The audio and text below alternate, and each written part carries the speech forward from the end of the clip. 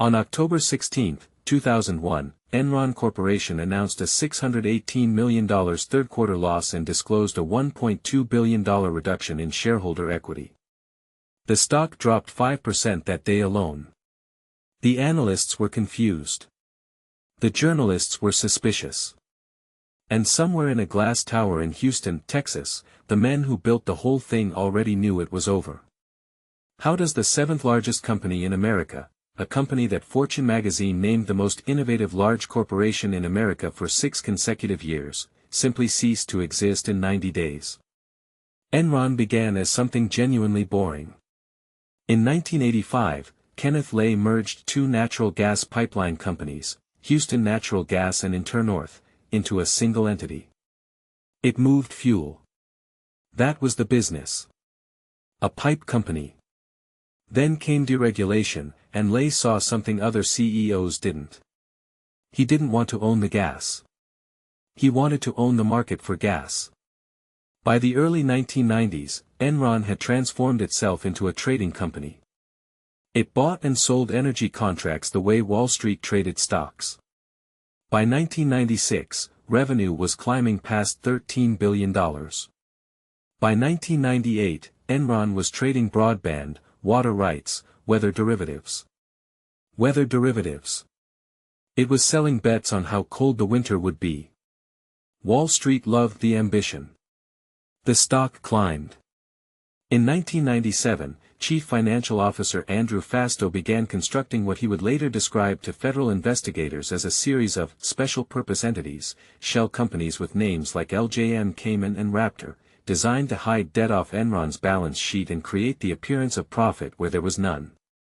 The board signed off.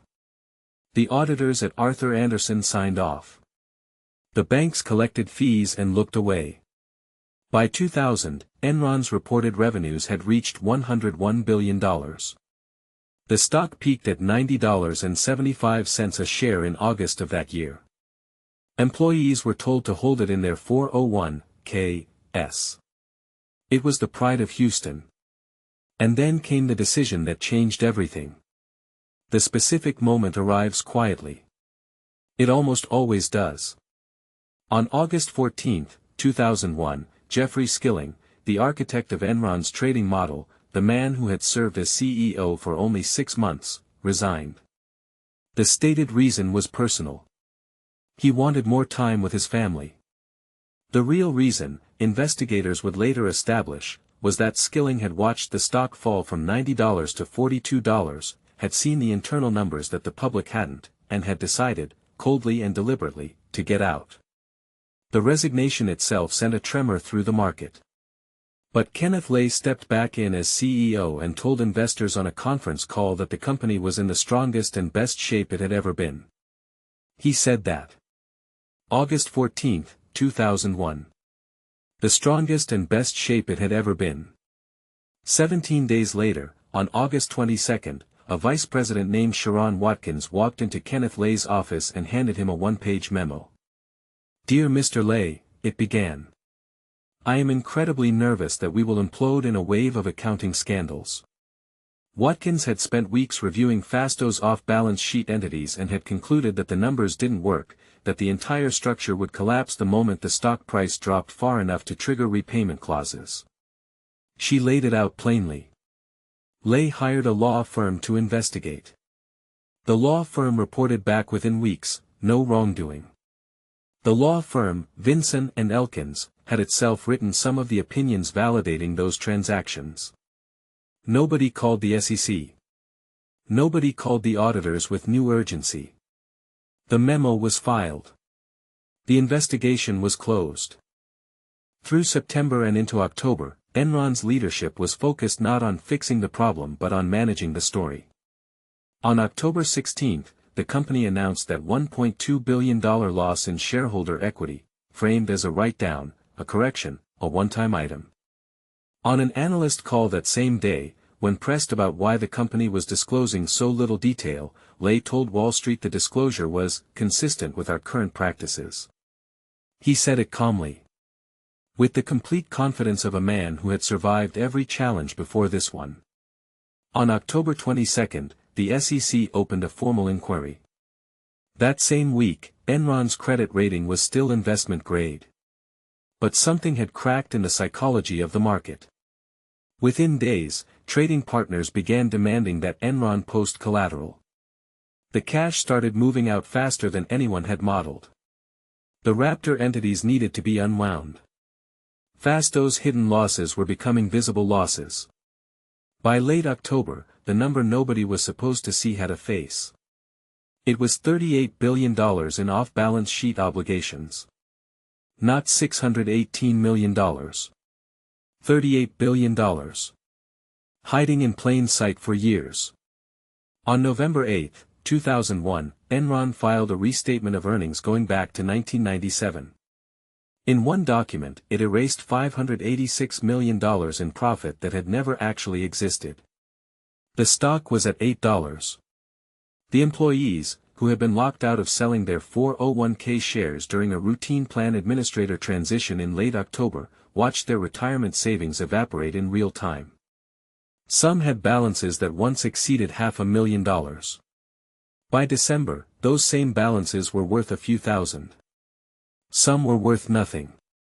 On November 9, Dynegy, a smaller Houston rival, announced it would acquire Enron for $9 billion. Kenneth Lay called it a rescue. Wall Street called it a lifeline. It lasted 3 weeks. When Dynegy's accountants actually looked at the books, they walked away. On November 28, Enron's credit rating was cut to junk. That single downgrade triggered $4 billion in debt obligations, all due immediately. There was no money. On December 2, 2001, Enron Corporation filed for Chapter 11 bankruptcy protection. At the time, it was the largest corporate bankruptcy in American history. $63 billion in assets. Gone. 20,000 employees lost their jobs. Most lost their health insurance by Christmas. Andrew Fasto pleaded guilty in 2004 to 2 counts of conspiracy and cooperated with prosecutors in exchange for a 10-year sentence. He served 6.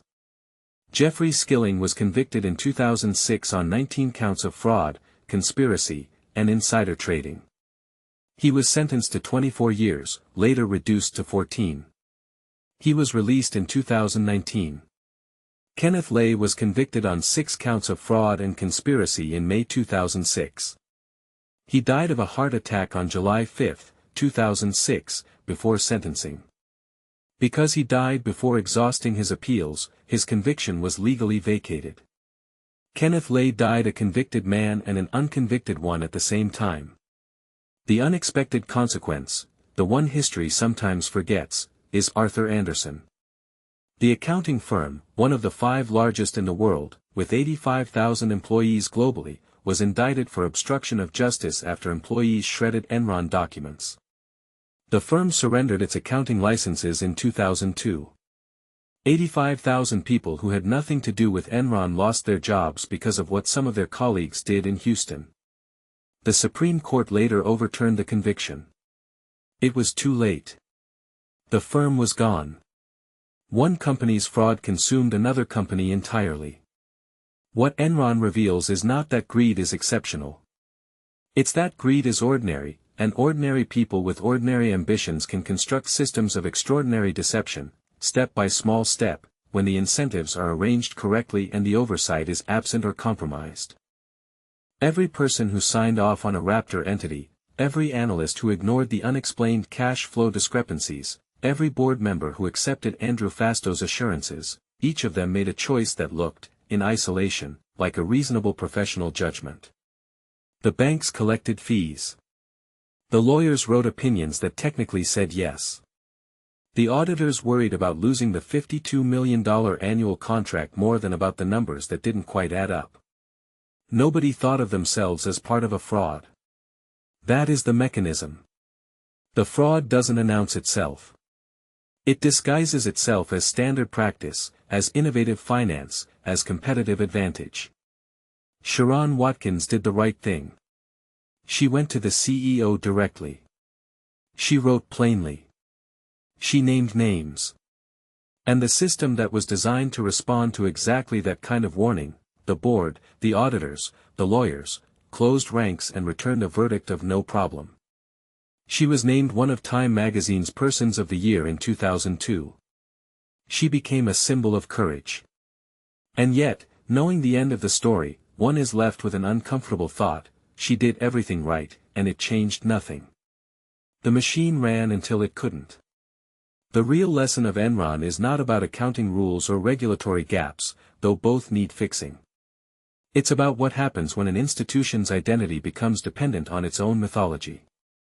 Enron could not admit it was wrong because admitting it was wrong meant the story was a lie, and the story was all it had.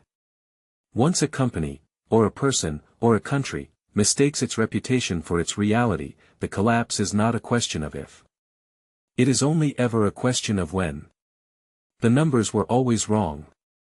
The only thing that was real was how long everyone agreed to pretend.